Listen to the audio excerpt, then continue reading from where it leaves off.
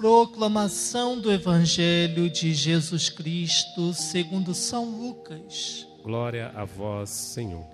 Naquele tempo, Jesus andava por cidades e povoados, pregando e anunciando a boa nova do reino de Deus. Os 12 iam com ele, também algumas mulheres que haviam sido curadas de maus espíritos e doenças. Maria, chamada Madalena, da qual tinham saído 7 demônios. Joana, mulher de Cusa, alto funcionário de Herodes. Susana e várias outras mulheres que ajudavam a Jesus e aos discípulos com os bens que possuíam. Palavra da salvação. Glória a vós, Senhor. Tua voz me fez refletir, deixei tudo pra te seguir. Nos teus mares eu quero navegar. Tua voz me fez refletir, deixei tudo pra te seguir. Nos teus mares eu quero navegar. Queridos irmãos, queridas irmãs, celebramos nessa sexta-feira da 24ª semana do tempo comum a memória de São Januário, na Itália conhecido como San Gennaro, bispo e mártir. Natural de Benevento, nasceu na segunda metade do século III e aos 30 anos já servia como bispo entre o seu povo, estimado pelos fiéis e respeitado até pelos pagãos pela caridade sem distinção. No início do império de Diocleciano, havia certa liberdade para os cristãos, mas no ano de 303 tudo muda. Passaram a ser tratados como inimigos do império. As tradições antigas narram que quando se dirigia a Nola, o juiz Timóteo o apreendeu por anunciar Cristo. As torturas nada puderam contra a sua fé. Lançado numa fornalha, saiu ileso. E por fim, condenado à decapitação perto de Sólfata. Ao caminho, um mendigo lhe pede então um pedaço de seu manto como relíquia, e o santo oferece o lenço que trazia no pescoço. Antes do golpe final, tocou com o dedo a própria garganta, e a lâmina levou ambos, lenço e dedo, depois venerados. Uma piedosa mulher, Eusébia, recolheu o sangue do mártir em 2 ampolas e os entregou ao bispo de Nápoles, que ergueu 2 capelas em honra ao santo translado, São Januarinho no Vômero e São Januário em Antígnamo. O corpo foi sepultado em Marciano e no século V transladado quando o culto a São Januário já se espalhava. São Januário foi inscrito no cânon romano dos santos pelo Papa Sisto V, no ano de 1586. As ampolas com seu sangue foram expostas pela primeira vez no ano de 1305. Desde 1389, após um período de grande escassez, registra-se o prodígio do sangue que se liquefaz, como que fervendo, permanecendo assim por uma oitava. Em Nápoles, esse sinal costuma ocorrer 3 vezes ao ano. No primeiro sábado de maio, na memória da primeira transladação. Em 19 de setembro, data do seu martírio. E em 16 de dezembro, lembrando a erupção do Vesúvio, de 1631, cuja tragédia foi detida, segundo a devoção popular, por intercessão de São Genaro. As duas ampolas repousam numa teca de prata, na capela do tesouro de São Januário, na catedral. À luz desse testemunho, nós escutamos a primeira leitura da nossa liturgia, tirada da primeira carta de São Paulo a Timóteo, no seu capítulo 6, versículo 2c a 12. Paulo, com um olhar de pastor, ele corrige as falsas doutrinas e chama Timóteo a uma fé que se torna vida concreta. O Evangelho, ele valoriza todos como irmãos, mas isso não elimina por si os papéis sociais. Antes, pede que cada um exerça o próprio lugar com justiça e caridade.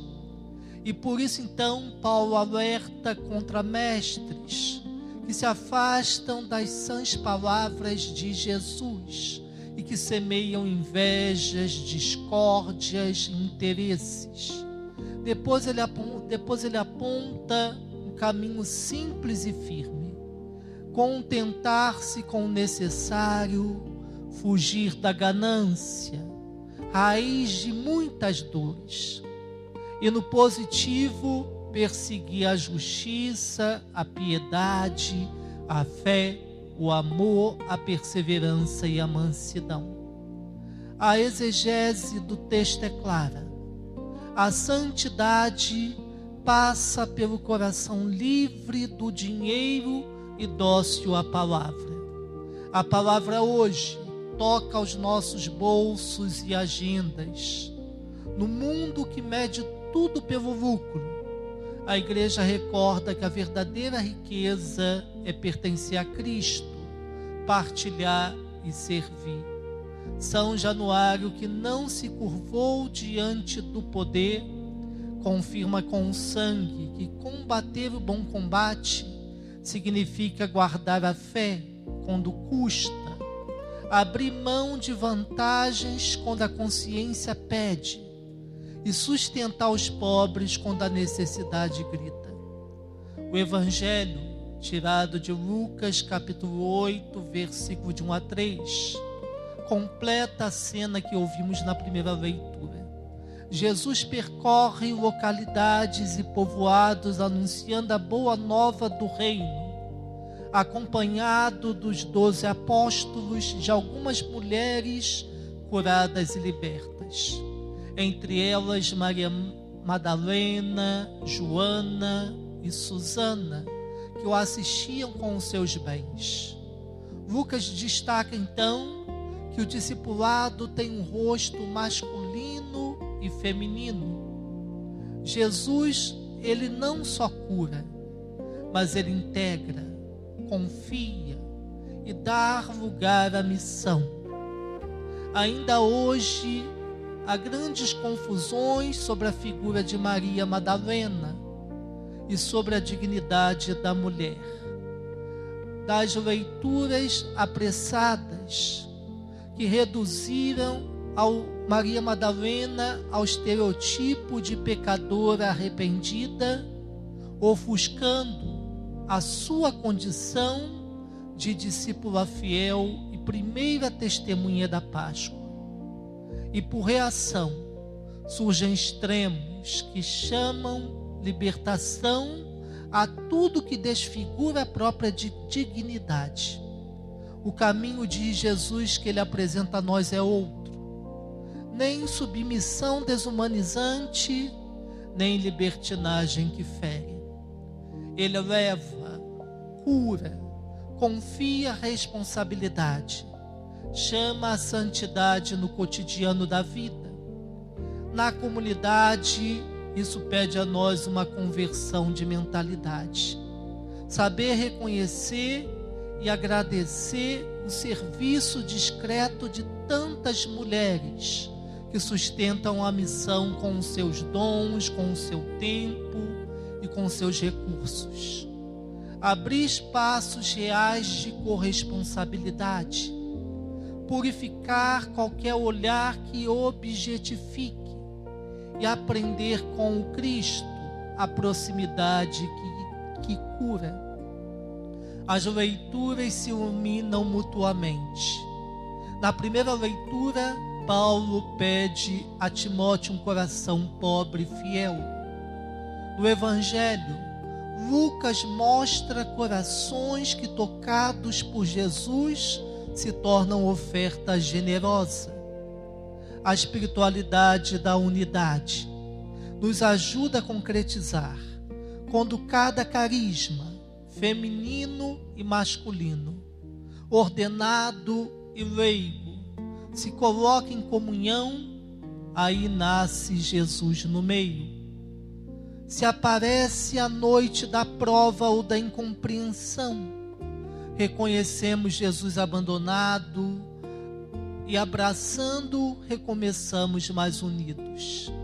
Foi assim com São Januário. A comunhão da igreja recolheu o seu sangue, guardou a memória e, século após século, foi sustentada por esse sinal. A mensagem do prodígio não é curiosidade, é apelo. O sangue dos mártires lembra o sangue de Cristo, que se derrama na Eucaristia para nos reunir como um só corpo. E aqui está a ponte com o altar. No Evangelho, aquelas mulheres servem com seus bens a missão de Cristo. Na missa, nós levamos pão, vinho e o que somos, para que pelo Espírito tudo se torne corpo e sangue de Cristo. Aproximar-se da comunhão é dizer: Senhor, quero que o meu trabalho, que os meus recursos, que minhas feridas e minhas alegrias estejam a serviço do reino. A mesa da Eucaristia, ela cura a nossa relação com o dinheiro, educa para a gratuidade e fortalece na prova. Quem comunga sai enviado a praticar a justiça, a mansidão, a partilha, a valorização sincera de cada irmã e de cada irmão. Concretamente, que passos o Evangelho nos convida a dar hoje? Primeiro, guardar o coração do apego ao dinheiro e da curiosidade vazia. Sustentar a igreja com ofertas e serviço, como fizeram aquelas mulheres. Agradecer e promover a presença feminina em nossas pastorais e grupos. Combater o bom combate na família e no trabalho com mansidão e com firmeza. Manter a fé quando chegam as fornalhas e responder com amor como nosso mártir Januário.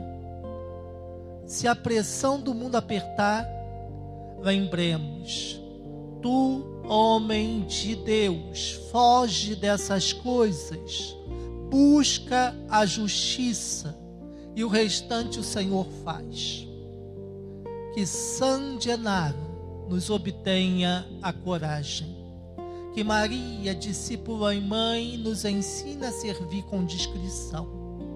E que o Espírito Santo reacenda em cada um de nós o dom recebido, para que a nossa comunidade exale o perfume do Evangelho e seja casa da unidade e de perdão. Louvado seja nosso Senhor Jesus Cristo.